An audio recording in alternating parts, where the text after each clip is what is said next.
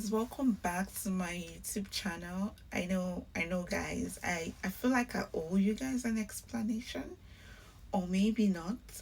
But anyway, I know I've been away for months now. I just had to take a break. I mean, life has been lifing on the low, but for real, I just needed time off. One of the biggest reasons why I took time off was because I think that at the time I started YouTube, I took a rather aggressive approach. I say this because I was juggling so many things. I have a 9 to 5, a small business, then YouTube, then motherhood, and so on. I mean, I love YouTube, don't get me wrong, and I'm still here. In fact, I'm back. But then my business suffered, and that happened because at the time I started YouTube, my business was still a little baby. I mean, it's still a baby. It just needed a lot of TLC. Plus, I had no sense of direction. And as someone who loves running a business and entrepreneurship, I think that wasn't a good thing that I didn't have a sense of direction. As a business owner, you need to have clear plans or goals. So I was considering canceling my business at the time and just focusing on YouTube, amongst other things. It was supposed to be a short break, but I found myself doing a lot of self reflecting, researching, and that translated into me rebranding my business, kind of, and so on. So during this whole time, I have just been pushing my brand, just pushing, and yeah, that's it. Apart from business, though, I was also hit with like setbacks and little challenges here and there, to be honest. But I really just want to use this opportunity to say that God is alive, God is real, and I testify to His goodness in my life and that of my family. He is just too good, and I'm beyond grateful. Anyway, enough about life. I really also just wanted to make this video to answer questions. I had received tons of questions I had received about transitioning from an ACCA member in good standing to CPA Canada. So this video will probably be divided into like mini series, so that I don't bore you and so that it's not too long.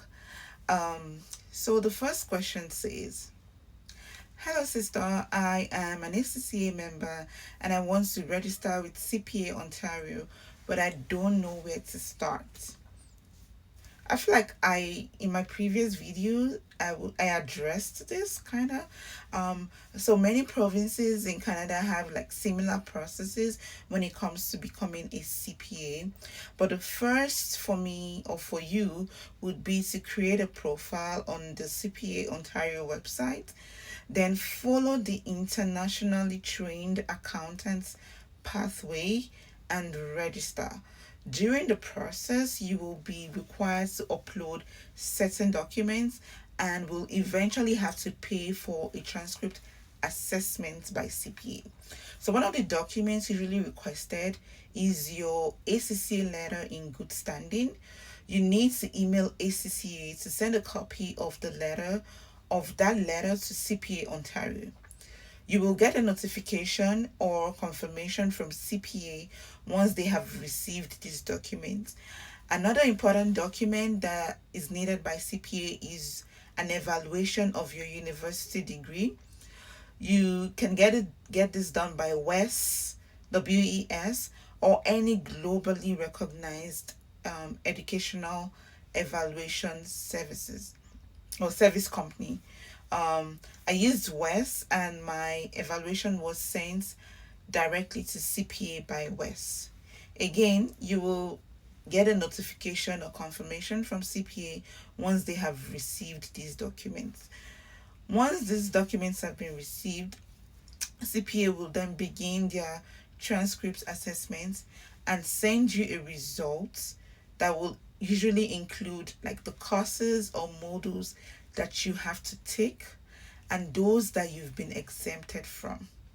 I will post a link to the relevant sites on the CPA website in the description box.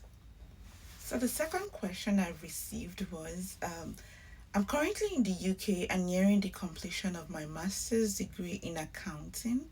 However, I have found that the job market is quite competitive and the immigration system rather complex.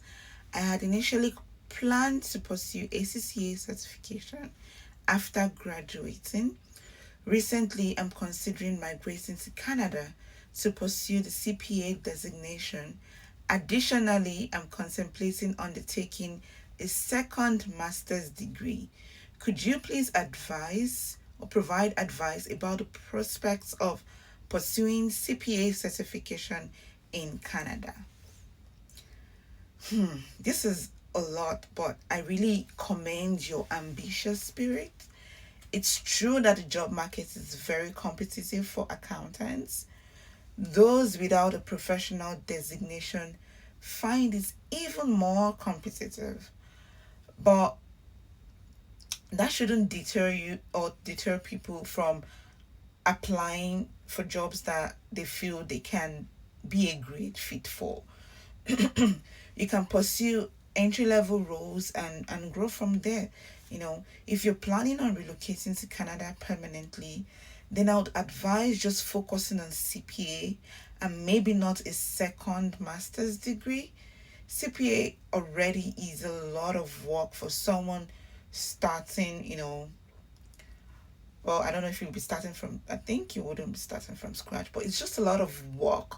So, masters on top of CPA is going to be cumbersome, in my opinion.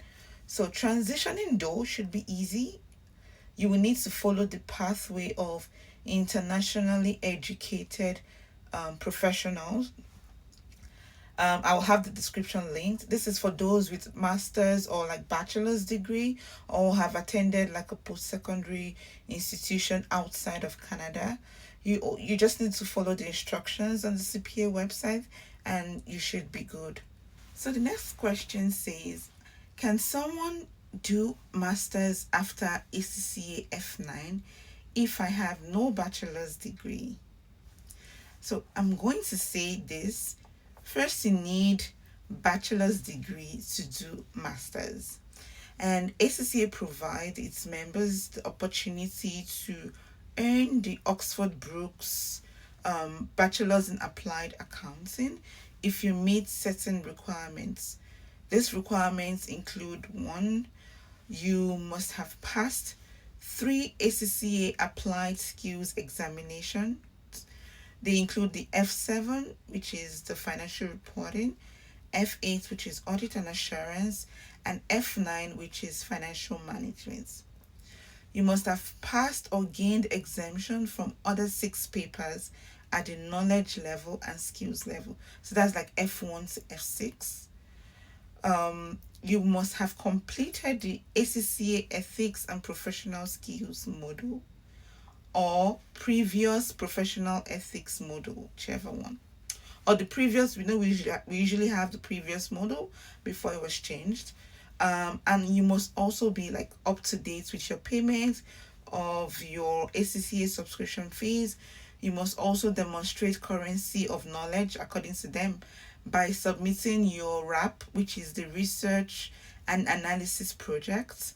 But like there's one thing to note. The BSc program for ACCA is set to close in December 2026. So they require all students and members to submit all requirements for the BSc program by May 2026. Yeah. So I'm going to take the last question and we can wrap it up. Okay, this one says, hi, I'm an ACCA member with no university degree. How do I get into CPA Canada? Again, if you already hold an ACCA designation, you should follow the internationally trained accountant pathway.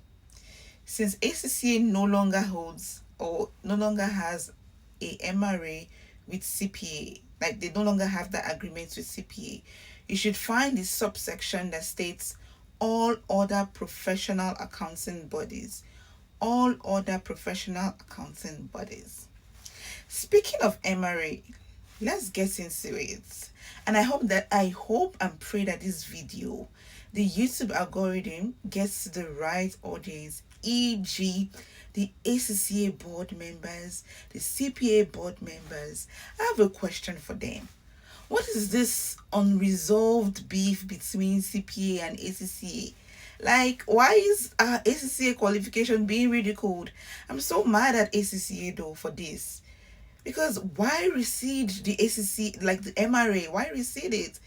Like, you making me go through the PEP modules, the electives, the capstone 1, the capstone 2, the CFE of the CPA. It's like telling me that I did nothing. You mean I spent 4 years of my ACCA life doing nothing? I need you all to please get behind closed doors and resolve whatever it is. I mean, it cannot be that bad. Every year or so, we get mails from ACCA about elections and AGMs. But are these position holders speaking in our favor? I mean, in favor of their members? I'm literally appalled. Like, I'm tired by this. Anyway, I just wanted to rant. We will continue answering more questions in part 2.